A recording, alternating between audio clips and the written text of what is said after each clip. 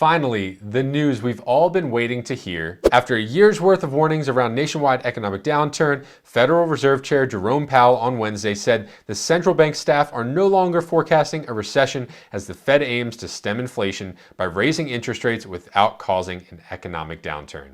This news comes just after the Fed decided to raise their interest rates by another 25 basis points, now making it the highest rate since the 2005 to 2007 bull market. And 2023 really has been a better year for the economy. We've seen inflation improve for 12 months straight. The S&P is up over 17% year to date.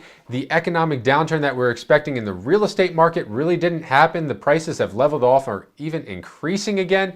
And the massive layoffs that we're expecting didn't end up happening. So we're going to go over what happened, how this affects the real estate market, and moves that you can make to make sure you're building wealth in this economy. But first, before we start, if this is your first time visiting the channel, hit that subscribe and like button. It will tell YouTube to share this video with more people just like you. So as many of you know, the start of all this was that inflation started running out of control in 2021 going into the middle of 2022, and the Fed decided that the way to combat inflation or runaway inflation was to raise their interest rate significantly. At their meetings, they were raising it anywhere from 25 to 75 basis points to stem inflation, and it appears that it's really started to work. And trust me, seeing mortgage interest rates go from 3 to 7% really wasn't that appealing to me as a realtor because buyers were not out in full force like they used to be, and sellers were hiding in their homes with their 2 or 3% interest rate saying, there's no way I'm moving. But overall, it seems like it was good for the economy. Yes, the real estate market took a hit in terms of volume, but if it's better for the overall market, then it was probably a good thing. And now we're seeing a lot of signs of improvement and that there is a light at the end of the tunnel for the real estate market and the economy. And I'm talking about really positive predictions like the one that just came out from Morningstar, predicting that home affordability will be restored by 2025. And they predict that the average interest rate for 2024 will be 5%, and that the average for 2025 will be 4%. And I would love to see these numbers pop up. I really hope that Morningstar is right with these predictions. And the reason they think that mortgage interest rates are going to drop so significantly is that they believe the Fed is going to aggressively cut their interest rates, seeing that inflation is finally under control and that they can let off and back off to let the economy move on. And here's where things start to get really controversial in the YouTube comments world, and that's whether or not you should buy a house right now. I see people commenting all the time that if you buy a house right now, you're going to lose up to 50% of your home value, or you should wait for the crash to buy. But here's the problem with that mindset. First of all, I don't see any data to support that home values are going to crash that much. That's just outrageous.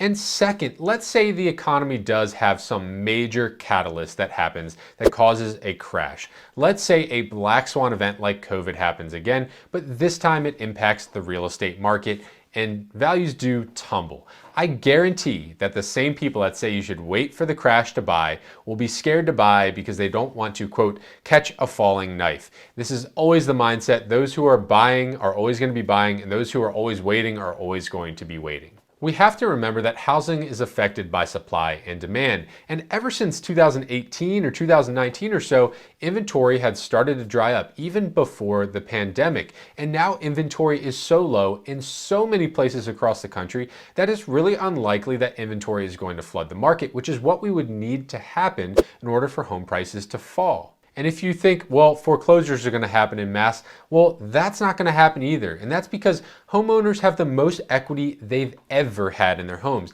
at an average of over $274,000 in equity for the average American homeowner, compared to just $184,000 prior to the pandemic. And if you think new home builders are going to come to the rescue, well, that's not going to be the case either. They've been behind since the 2008 crash, and they have never been able to keep up, and they don't even want to keep up. They don't want to be holding inventory right now because they're still spooked from back in that crash. And the 2023 housing starts are below what was predicted, so we're just not going to see home builders coming to the rescue to add to the inventory. So back to buying a house right now versus waiting for that supposed crash that everyone thinks they're going to be able to time perfectly, just like the stock market, right? Well, if you buy a house right now in the 7% interest rate range with less competition, wouldn't you be happier than in 2025, the rates go down to 4%, but the housing prices are higher, and now you're fighting just to get in the door at an open house, just like you were doing in 2021. I think the biggest regret is always people who are waiting to buy and never end up doing it. I know so many people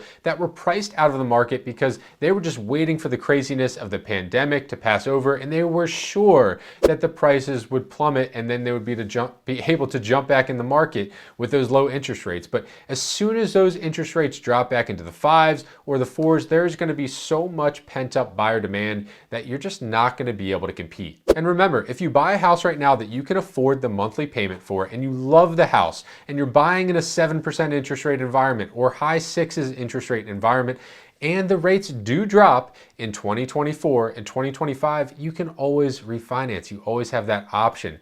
But if you get priced out of the market, there's not much you can do there. And if you totally disagree with this, I would love to hear your comments below. Please let me know what you think is going to happen in the real estate market. I, for one, stand by what I'm saying. I'm buying real estate actively. I bought a duplex earlier in 2023 when everyone said it was crazy to do so.